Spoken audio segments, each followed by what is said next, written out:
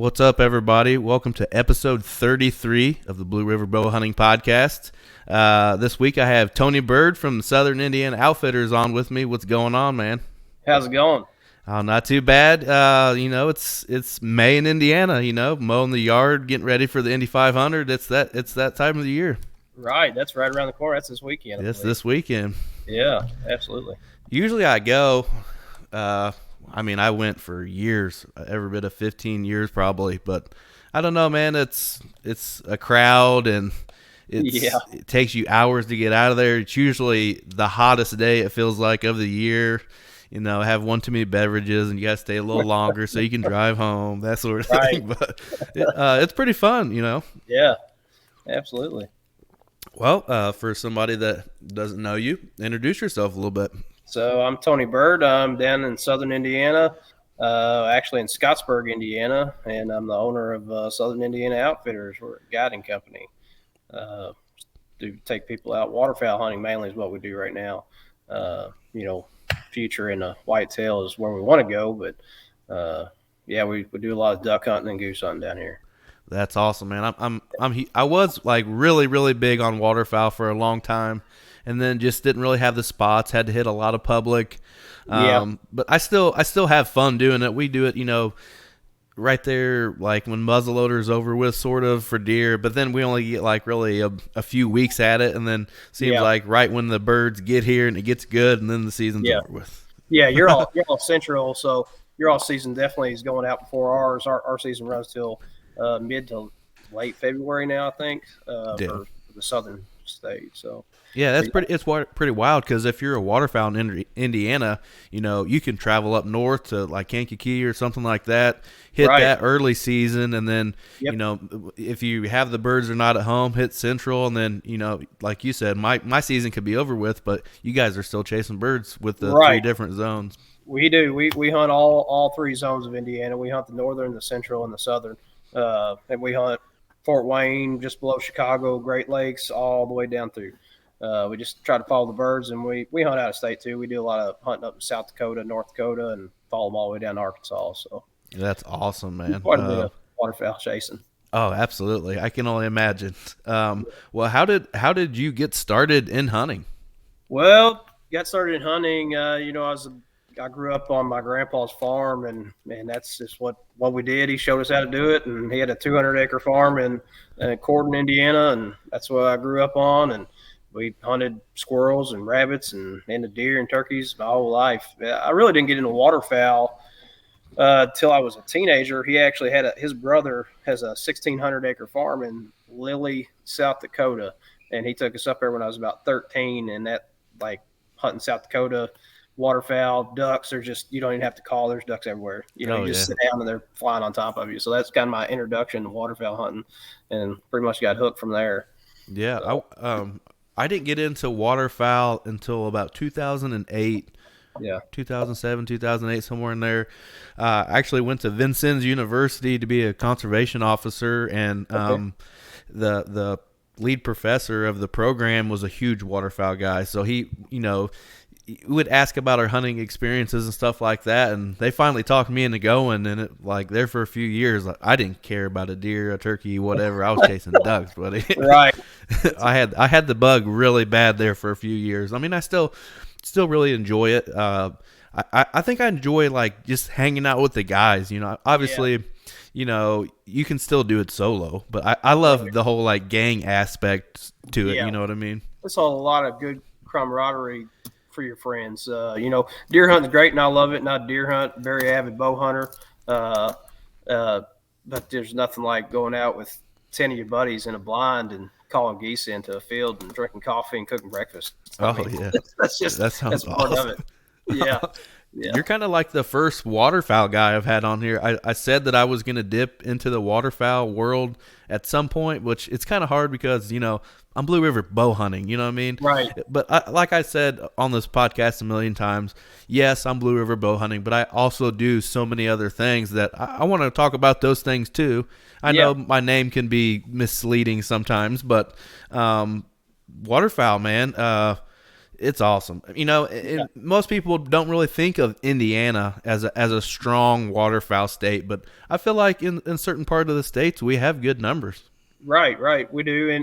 And back in the day, Indiana was one of the top spots to waterfowl hunt. But waterfowl hunting's fell off everywhere like that. I mean, just the ducks that hatch each year, and I think that's declined over the years. But I mean, we still have great hunting, and we have big Canada geese up here, and those are really, really fun to chase. If you've never knocked down a 25-pound bird out of the sky, I mean, that's pretty awesome. So yeah, and that's the fun thing too about duck and goose hunting is really like, excuse me, the subspecies. There's so many different species with divers and dabbling ducks and sea ducks and all that sort of thing, and it's just fun to be able to. You never know what you're going to get into, sort of thing. Like, I live in central Indiana, in the middle of cornfields. I mean, we have a lake every once in a while. You know what I mean? As far as for bigger water birds, I killed a sea duck in Knightstown, Indiana. No kidding. I did. I killed a surf scotter in Knightstown, Indiana. Yeah. I went to Vincennes and studied all the waterfowl and stuff.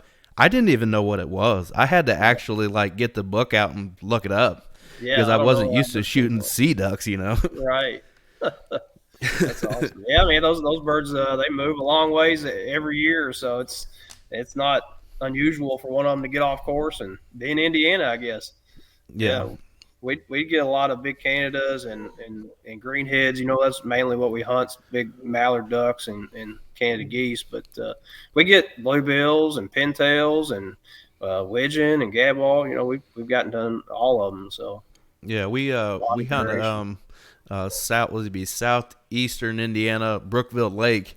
We hunted for a long time, and we got into some pretty fun stuff. Goldeneye, canvasback. I mean, we had some fun diver hunts there for a while.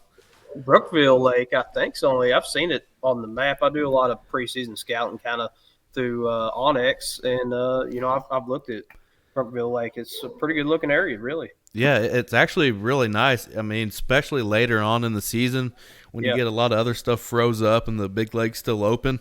Yep. It can be a hot spot, and it's pretty wild because I had never really diver hunted until I started hunting with these guys. They had a boat, put the diver lines out, all that sort of stuff. Right. And we seen a bald eagle flying into one of the marinas. And the guy goes, "Hey, get ready." We're like, "Why?" He's like, "Well, all those diver ducks are in pods inside that marina, and then that eagle's going in there to chase those ducks."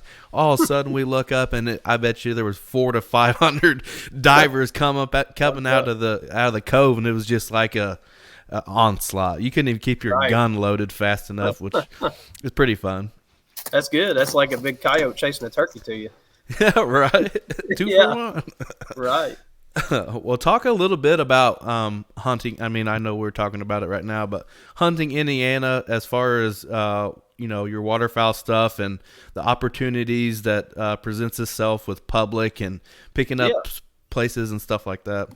Yeah, so mainly, what we do, we do go through the state, but when we hunt like out of our region, we hunt northern Indiana. We're hunting public just because we don't have leases in those areas. So we hunt, like Willow Springs up there, and then maybe Monroe Lake in central Indiana. We've hunted those, and there's like Camp Atterbury, is a nice water place. It's public, and we just kind of follow the birds down. But around here, my main focus, if we're on ground, is lease fields. We lease all our own ground and hunt private. So that's kind of the way to go on geese, especially. But we do a lot of hunting on the Ohio River as well. We have a 22-foot pontoon. It's got a duck blind built all the way across it. So pretty big. Gets a lot of looks when people see it. But I bet.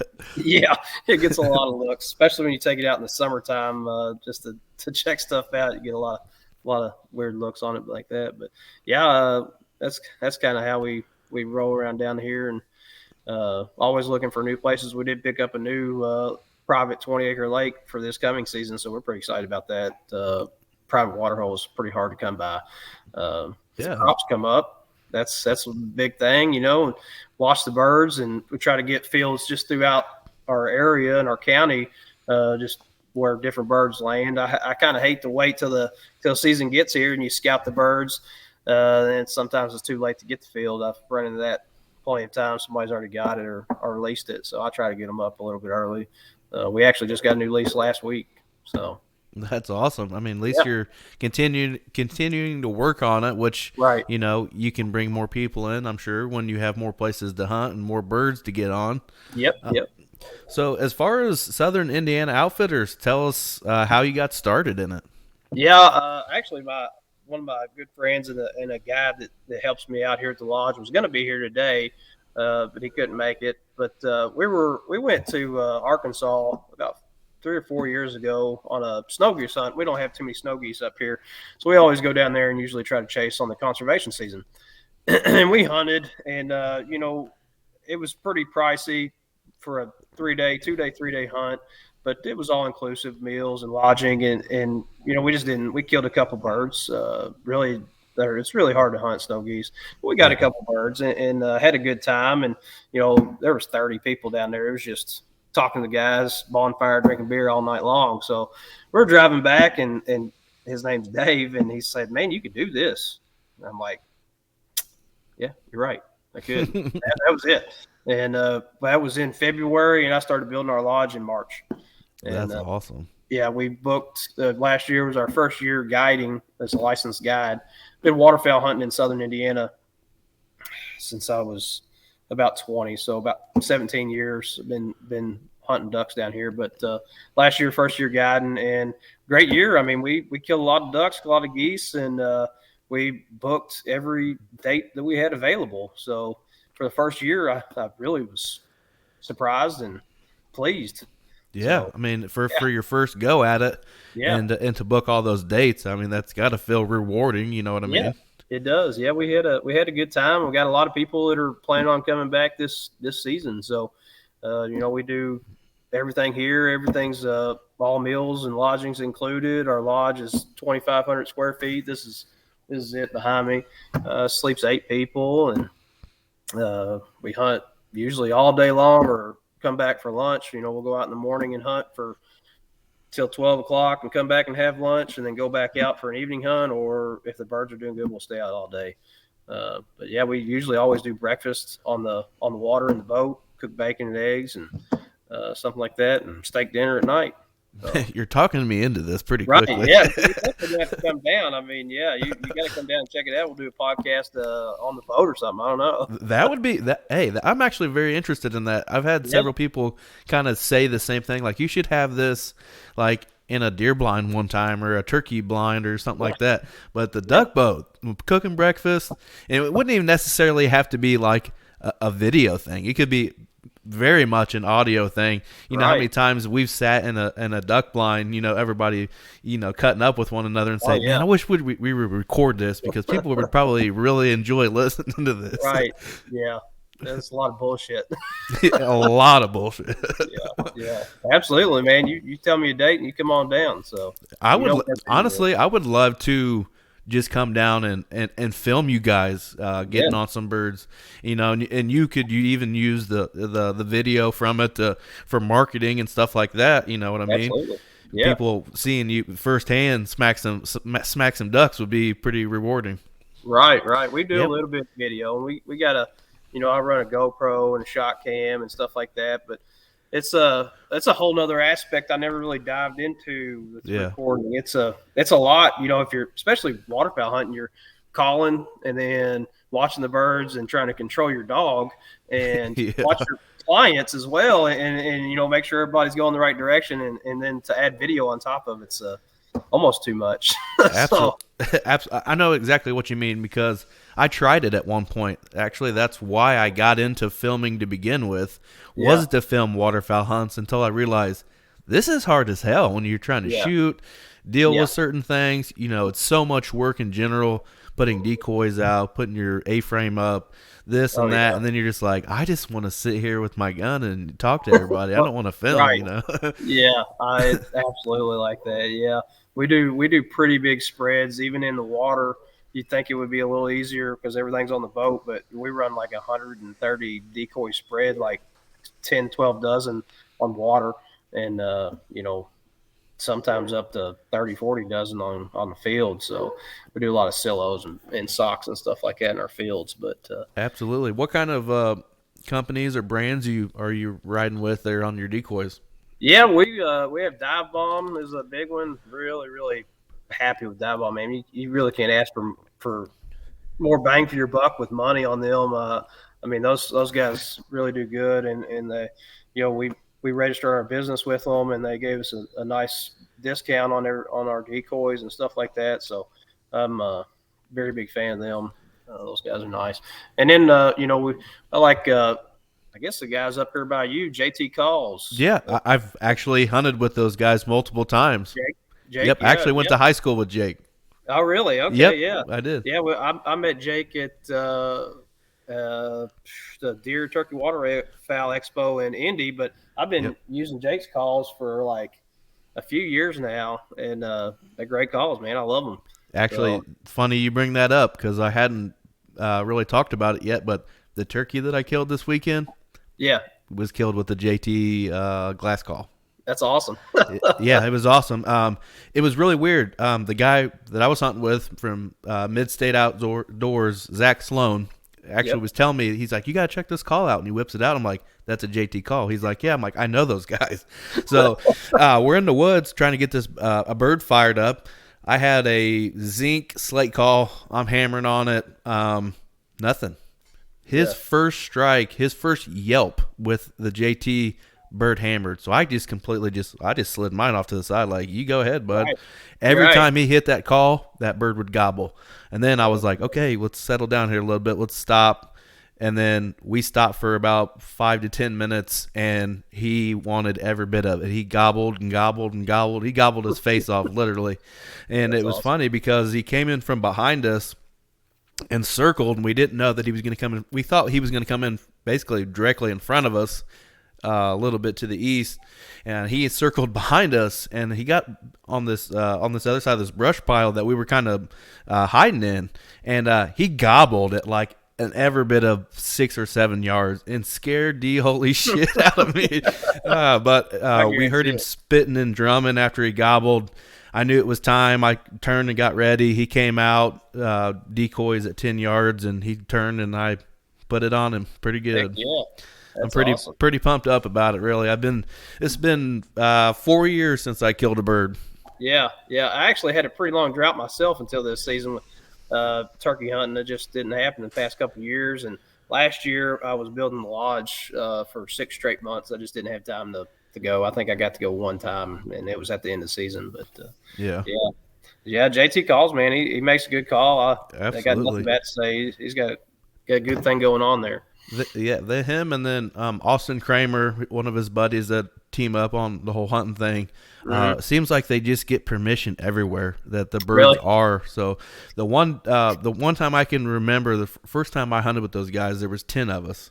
Yeah. And we shot a 10-man limit of honkers and mallards in an hour and a half or something. Really? I mean, it was unreal and very fun to see that side of things. Obviously, I was a huge waterfowler, but those guys take it to a whole nother level. You know what I mean? Yeah. Yeah, they definitely got the spots. That's what it's all about with waterfowl hunting. I mean, Absolutely. You don't have to be that good at hunting if you've got the right spot.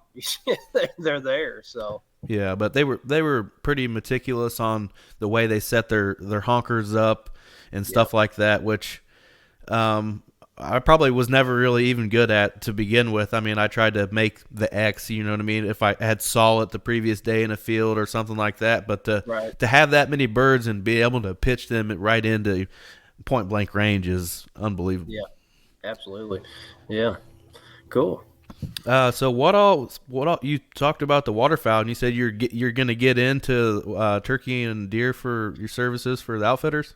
Yeah, that's the direction we want to head, and that's basically got to do with getting more leases. I feel like you have to have a certain amount of land, really, is what I feel like, that you can produce a age class of a deer that people are going to want to pay to come and hunt.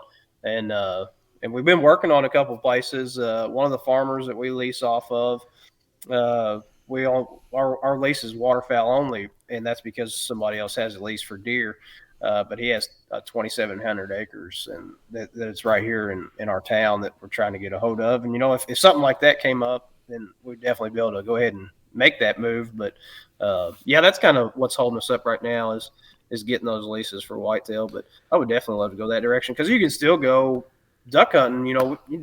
Deer hunting October, November, and December, and I mean, muzzleloader season, that's kind of the drawdown of that, and that's when duck season's getting good. So. Yeah, absolutely. It's like you said, you had other people helping you, so you could say, hey, set this guy up in such and such stand today, or whatever, and then it's like, hey, I'm going with the duck guys. I got to get these decoys set up and call and all that sort of thing. But yeah, deer hunting's I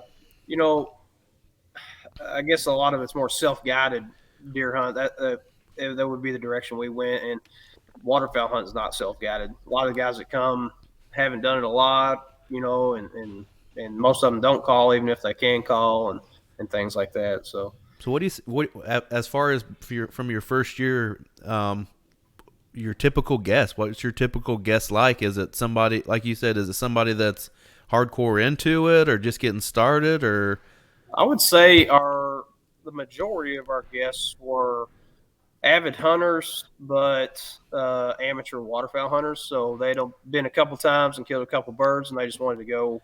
Waterfowl hunting is a hard thing to get into by yourself. It's really expensive to start, for one, with all the decoys and calls and gear that you have to do it. So, if you can spend a couple $100 and have a real good weekend with your buddies, that's what a lot of them did. But we had some avid guys come down that were big time waterfowl hunters, and they were just looking for new spots. They came out of Kentucky. We had guys from Georgia, North Carolina, Pennsylvania, quite a few people from Indiana over here too. So that kind of when I, started the whole guiding waterfowl business was just looking around. There's nobody around here that does it. So, you got a lot of guys that offer deer hunting everywhere. Right. But so it's just not a lot of people that take people duck hunting. So I was like, man, it's going to be a good place to go since nobody does it. Absolutely. How do you think these people found you? Is it just via the internet, social media? How did it work out? A lot of them, I think it was probably 50-50 actually. We have a website. You can Google Southern Indiana Outfitters and it'll pops right up. We're registered on Google. And you can go to our website and you can contact me through that. But our social media platform, as far as Facebook, Southern Indiana Outfitters Facebook page and TikTok page, it's all Southern Indiana Outfitters. Instagram's the same way. And anybody can message me on any of those platforms and get in touch with me. So, that's awesome. But yeah, I mean, media-wise, social media is the best thing for advertisement anymore, and it's absolutely free. So, yeah. Right. Yeah. Talk a little bit about picking locations, like from your scouting and whatnot, to set somebody up or set a group up for a hunt. Yeah, I mean, we just try to watch the birds is all we can do really. As far as fields go, we're going to look for our hottest field. Actually, our lodge sits just across on the other side of a private 20-acre lake, and then we have a 260-acre lease on the other side of that. So we get to watch a lot of birds from right here at the lodge. So we'll be outside grilling, and you can just see the birds coming. But yeah, we'll usually have a guy sit and watch and see what fields they're coming in the hottest. And if we can't get permission on it, we'll try to hunt across a field that we can hunt them on across or something. But yeah, we typically do that. Water-wise, with duck, that's mainly geese in our fields. We don't have a lot of ducks at the fields here. But ducks, we're going water, and they're just kind of either there or they're not. So once they push in, they're here, and once they push out, they're gone. And it seems like we have a couple different waves. We have an early November wave of them. We have some really good resident birds, as far as our September season too. We have a lot of geese right now. I mean, there's, I think, 30-something geese out in our front pond right in front of the lodge right now. Awesome. I'll tell you, they're out there every day. So yeah, we have a good population of that. But yeah, ducks towards the end of the season seems like we have a lot more divers. We got in a lot more bluebills at the end of the season. The mallards came through, and we had like February of I think season stayed until February 26th, and almost every day in February was just awesome. We had really good cold snap come in the 1st of February, and it was just great mallard hunting for like 3 straight weeks. I bet. Yeah. Was there any time in the season that you struggled to get on birds at any time? Oh yeah, absolutely. Yeah, this past season was pretty tough in the early part of the season because it was hot, and it was hot up north. I mean, you guys stayed warm and nothing froze over. And waterfowl, waterfowl don't move if they don't have to. They're not moving. So Yeah. they didn't move till January when they came down here. We had some good early season hunts around Thanksgiving. That's our Thanksgiving. The Saturday after Thanksgiving is the start of our regular duck season, and we still had a lot of residential birds here, so we had some really good hunts then. But mid-December got tough because we had about 2 weeks where we were kind of waiting on birds to push through. But we took a break for Christmas anyways, so we didn't have anybody booked for the Christmas week. I work a full-time job too, so I'm usually pretty busy. So. But once January got here, we really got into them well. So. Yeah, I think our water didn't really freeze until like literally the last day of season.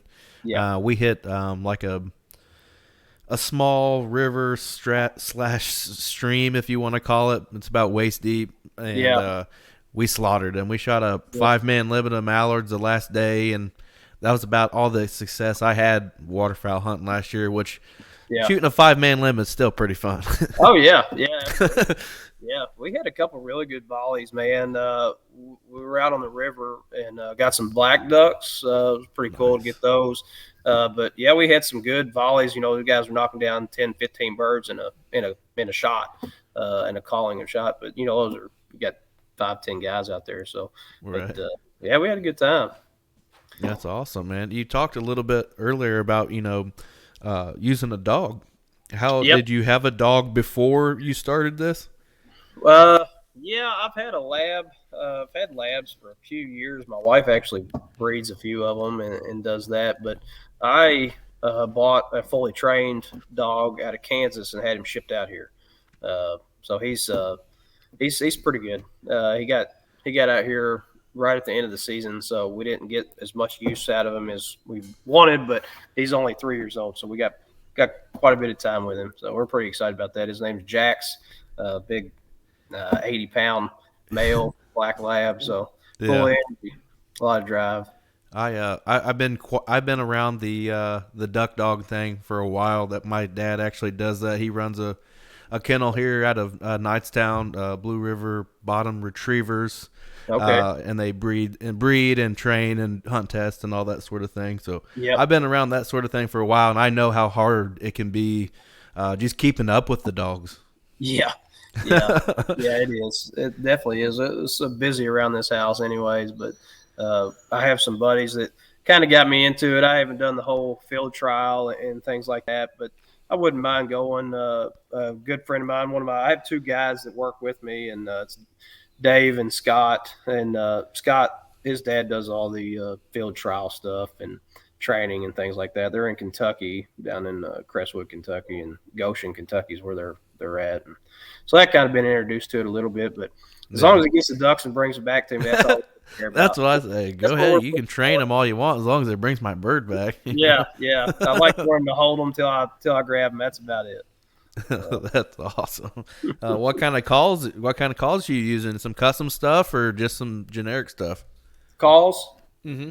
Yeah, just JT calls, mainly what we're using. Yep, using mainly JT. I do have a couple other things that I bought. A JJ Lars call that I just wanted to try out. It's something pretty different to get used to. I've been blowing the JT call for about 4 or 5 years, I guess, or something like that. So it's kind of used to it, and it's hard to pick up a different call for me. It's a lot more open and things like that, and the reed takes a lot more air. But yeah, I like the JT call quite a bit. That's awesome, man. It's so cool because it's kind of like what I've been running in here with turkey calls here lately. It's like, I have a certain couple calls that I use like a lot, but it's still fun to buy new ones and they just have like a collection and switch them in and out every once in a while. Right. Those duck calls are pretty expensive. Yes, they are. So they're everything I buy is all acrylic. So they're pretty high end calls, but I think I have 3 of JT's calls. I have his goose call, and then I have CQ2. Yep, CQ2. That's one of the double reed. That's my number one go-to call right there. So, how was it for you learning to duck call when you first started waterfowling? yeah, pretty tough. Yeah, YouTube wasn't a big thing then, and I didn't really have anybody that could call, so quite tough learning how to call. I kind of grew up hunting in South Dakota, and it just didn't do a whole lot of calling up there then, and I don't even know that you have to right now. There's a lot of birds. You throw some decoys out, and they seem to come in. So down here, you kind of got to work them quite a bit. For us, seems like you got to work birds quite a bit, and it's not unusual, but. Yeah, it did take quite a while to learn. And I'll tell you, I still learn things now. I mean, it's not unusual to be like, man, you're sounding better. What are you doing? Right. Scott's a pretty good caller.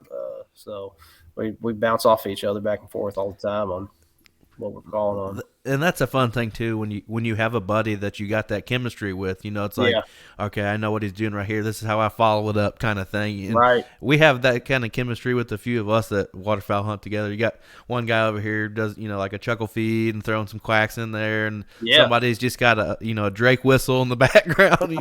I got a couple of those buddies too. Yeah.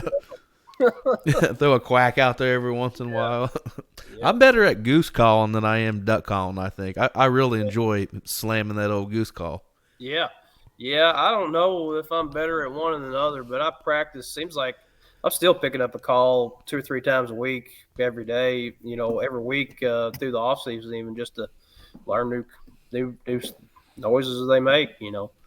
Yeah, especially like when you're talking to her or mention the TikTok thing, you see guys on there, and I'm like, geez, I really suck compared to this guy. That's myself too. I'm like, man, I don't know. I put some TikTok videos up about that calling and stuff. I feel like I'm pretty good. I obviously can kill birds and bring them in, but there's some guys, especially I think there's a lot of those meat callers on there, and they're way above me.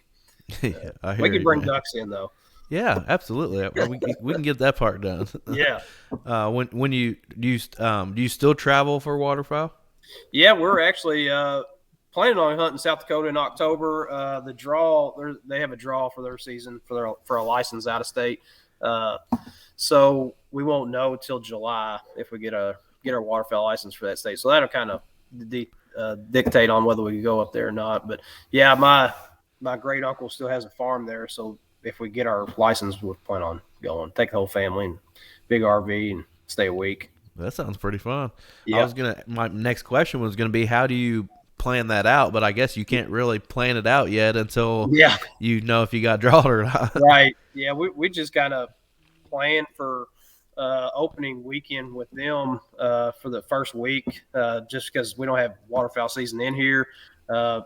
Mid-October is usually their opener, so. I do like the early. I do a lot of bow hunting in October here. It seems like that's usually when I get it done. I'm not a big rut hunter anymore. I have a lot of deer that I watch here on my property, so I'm usually trying to get on them. So that will dictate a little bit. I'm not gonna take off to South Dakota if we got a big buck that we're trying to kill. So we'll have to wait. Well, let's dive into these deer a little bit, since I'm probably more better at a deer conversation than I am a waterfowl conversation. Right. But do you think Indiana gets overlooked quite a bit when it comes to whitetails? Absolutely, yeah. I mean, especially up towards you guys. I mean, it starts flattening out. Just right here where I'm at, it starts flattening out, and it's nothing but crop fields and food for deer all the way up.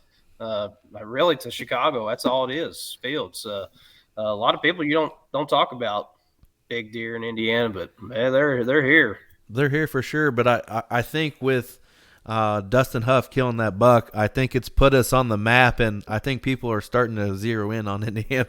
Yeah. Well, that may be why they raised the prices on all our licenses this year too. I don't know if you saw that yet. Yeah, I saw that. That's I feel like that's pretty rough for a non-resident. I didn't see like $500 or something. Is that what it is? Yeah, I haven't looked at that. I think that's what it's getting changed to. It may not be that yet. It may still be the $155 or whatever it is for non-resident, but I would say having it at $500 ain't gonna help you out very much. I wouldn't think. No. That's I got an email from the DNR headquarters in Indianapolis about the price changes for guiding related costs. So that's kind of what caught my attention. So yeah, we have to do inspections and stuff like that for our passenger for hire for our boat and our guiding license as well. And each one of the guides have to have a guiding license. So Oh yeah, wow! like I guess I didn't really realize that. I guess I could have asked those questions. So yeah, how hard is it to get like a guy's license? the guiding license isn't hard to get really at all. I mean, it's just paperwork and money. That's all they're really interested in. There's Right. no qualifications. The big thing for us, the one of the trying things was a passenger for hire. So having people paying clients on a motorized vehicle, being a boat, and taking them out and bringing them back safely was quite a bit inspection wise to the state. So well, they just gotta like come check your boat out every once in a while or something. Yeah, once a year you have to do two inspections. You have to do a dockside and then a dry dock inspection. So they go through everything and then checklist and they're pretty good about it. You know, they'll tell you if your fire extinguisher is at whatever percent, you need to replace that, or this light's flickering, or you need this, you need that, and they'll give you time. They'll still give you your certification as long as you get those things done, taken care of. So. What about the officers near you guys? I'm sure he's probably ran into you guys quite a bit, having people out. Is it something that he kind of just don't mess with you anymore? Or is it just because you are a guide service? Is he messing with you more? They didn't mess with us at all as far as knowing that we were guiding. I don't feel like, but we seemed this year like we got checked every time we went out. Damn. We hunted. Not guiding, just hunting. We went to Camp Atterbury in November, I think, early November when we had our first split of the season, so we couldn't hunt here. And they were doing game warden training, and there was 20 game wardens. We got checked 4 times before we got off the water. Oh wow! I said, we're not supposed to be here, guys. We got to go. But yeah, we got checked quite a bit hunting. Even in the Kentucky side, we got hunted. We got checked by Kentucky game wardens as well as Indiana game wardens because we were on the Ohio River, and the whole river's fair game for either side. So That's how it works. You can legally hunt the other side. Yeah. Everything's private, so you got to be on the water anyways. So you can't be attached to the shore, but you can't get on the shore anyways. Right. Your boat you'll dock before you get to the shore. But yeah, usually we when we're hunting the river, we're trying to set up on big trees or something like that. It's going to kind of break our outline out anyways, Right. and we tie off to that and then set our spread out. But yeah, we depending on the winds, kind of how we hunt. Right. Obviously, if the winds, we want the wind in certain directions, so we're going to hunt whichever side's best for the wind. That's pretty cool. Yeah. Back to the deer. What kind of terrain? I mean, because I know even just you being a couple hours south of me, terrain is a lot different for me compared to you. What kind of terrain is it that you're hunting down there? Right. Yeah. Well, it actually opens up quite a bit and flattens out right where I'm at, and I think that's kind of the turning point in Indiana. I know you guys are real flat up there, right? Mm-hmm. Yeah. I grew up about an hour south of here in Corden, and it's hills. It's right on the Ohio River, and it's all hilly and trees and up. We're 50 minutes north, and it's just flat. I have on my property, I have a main part of trees, but as soon as you get off my property, it's a 200-acre cornfield straight back and flat. Yeah.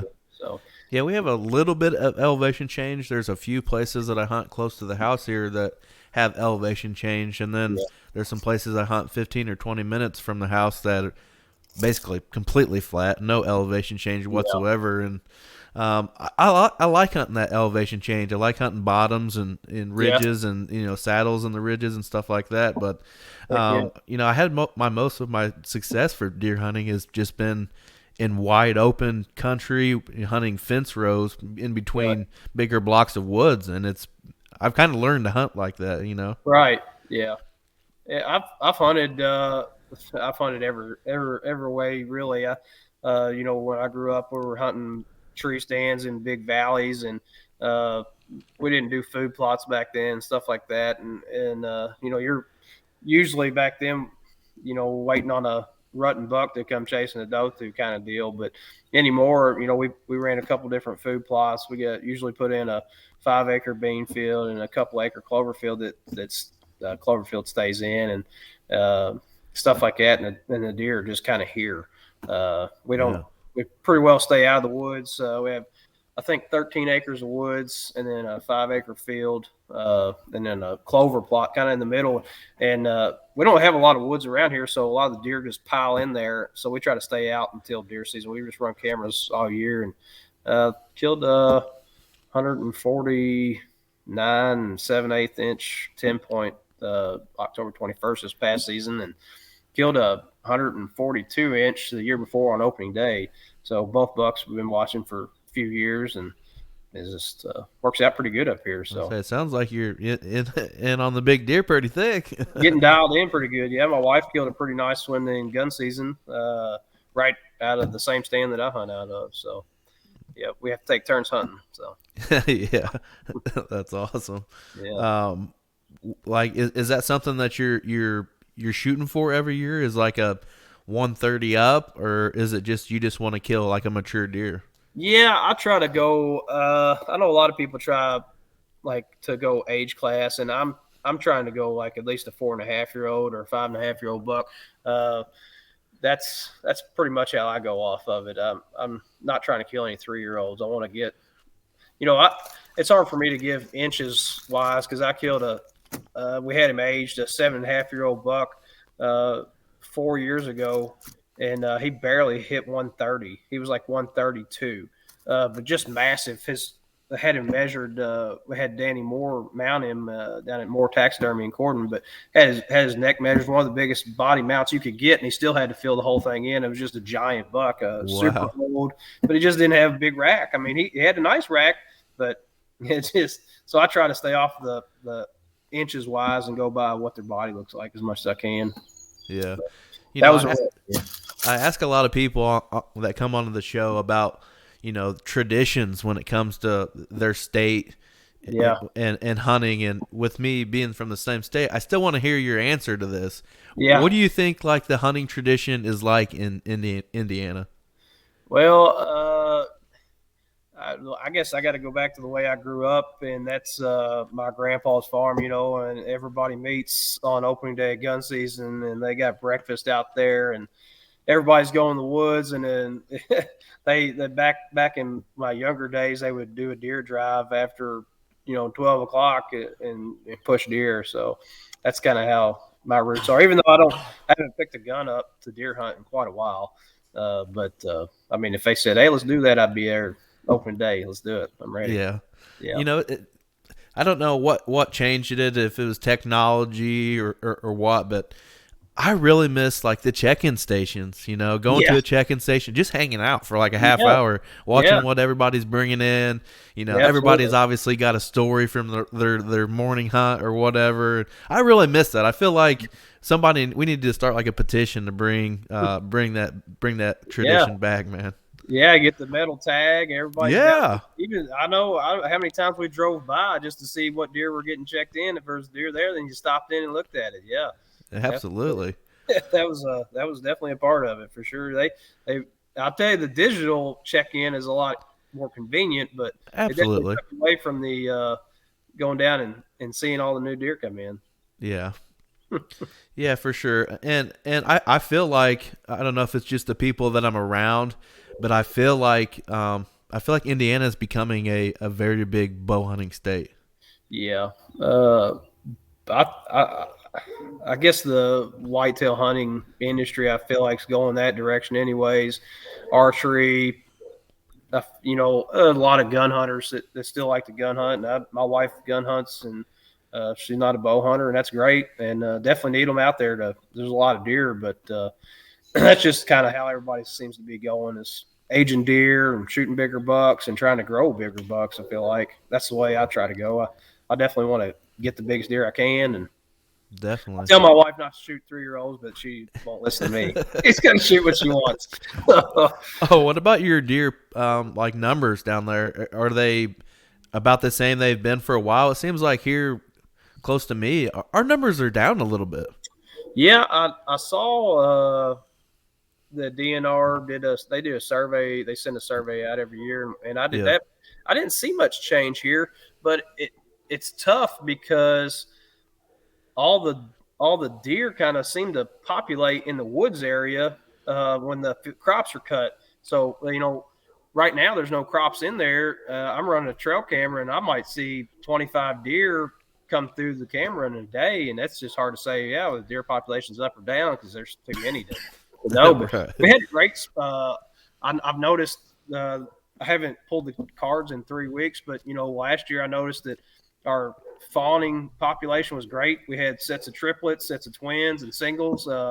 We do have coyotes on camera, but any of the fawns that were on camera, they went straight through. Didn't have any issues losing them. It's kind of, you look at them all once a week. It's kind of get to know them. Feel like, but Right. What about your antlerless quota for your county? How much has that changed?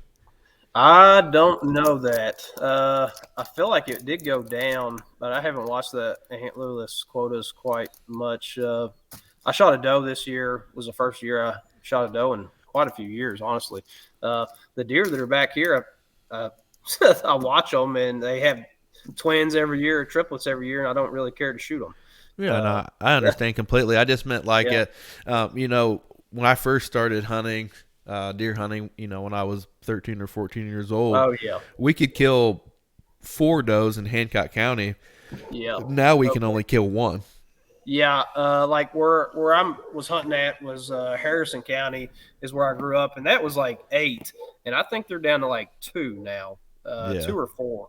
That's like what, the Bedford area, uh, Harrison Corden, County, Corden. Harrison County's like Corden, Elizabethtown, stuff like that. That's Harrison County. That's where I grew up. I got you. But yeah, it definitely on that. Yeah, I didn't realize we were going that far back. Yeah, definitely went Yeah, down. definitely. Sure, but I mean, I don't think that they ever needed to kill 8 deer. So No. in the county, I don't think anybody needs to kill 8 deer. So In my opinion, and this is just my personal opinion, I think it should be like a statewide thing. Like you can only kill 2 or 3 does in the entire state instead of having it per county. Because Right. I mean, when I first started hunting, I would see a ton of deer throughout the day, and it seems like now that's few and far between. I know that could be pressure and crops cycling and hiding out in corn and that kind of thing, but I feel like definitely where I'm at, the deer population has definitely decreased over the last 5 to 8 years. Yeah.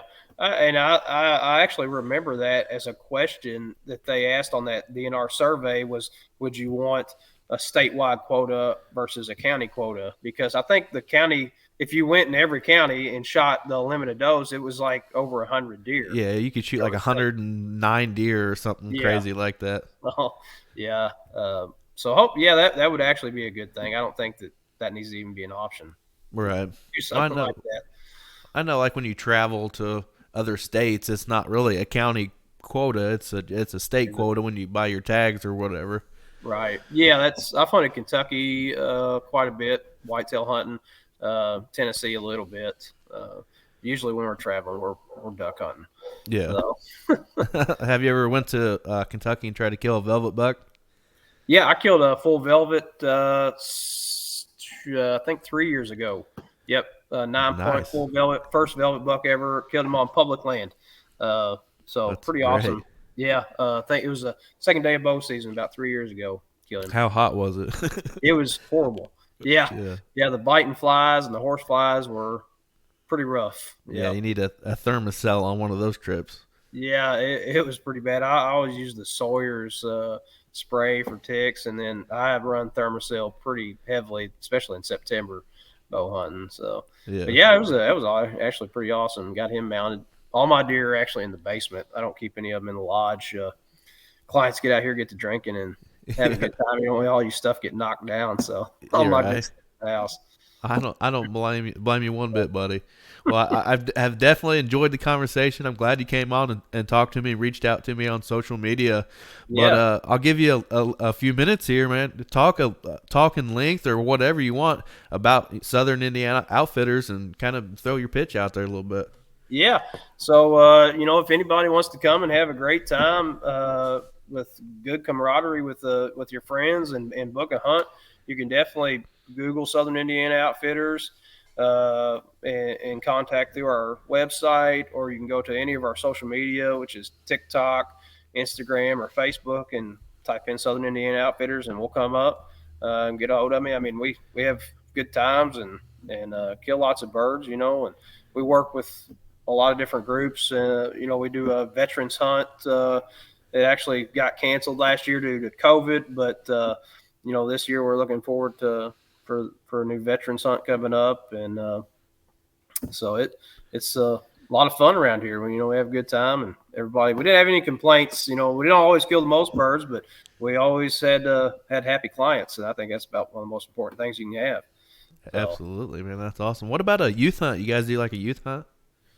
We didn't haven't done a youth hunt, but we're definitely not above doing a youth hunt.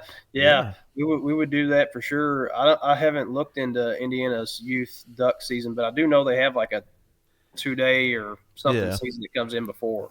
Right. We've taken a few kids the last several years. It's been pretty fun. We just have Yeah. a little farm pond that we might get some geese to come in or whatever. And Right. usually we let them land so they can hit something. Hey, whatever it takes. Right. Absolutely. Yeah. I've had some clients like that too. I bet. Yeah. Well, I appreciate it, man, and thanks everybody for listening on wherever you can find a podcast, or if you're watching on the YouTube sort of thing. But I appreciate everybody's support throughout starting this, and we're almost to a year now that we've been doing this, and I've been having a lot of fun doing it. But everybody check Tony and Southern Indiana Outfitters out, and if you want to go duck hunting down in Southern Indiana, give him a shout, and I'm sure he can get it done for you. Yeah. Thanks, man, and Thanks, man. Look you forward guys to have seeing you a this good coming day. season, man. Come down and we'll go duck hunting. Absolutely, man. All right, man. Well, have a good one.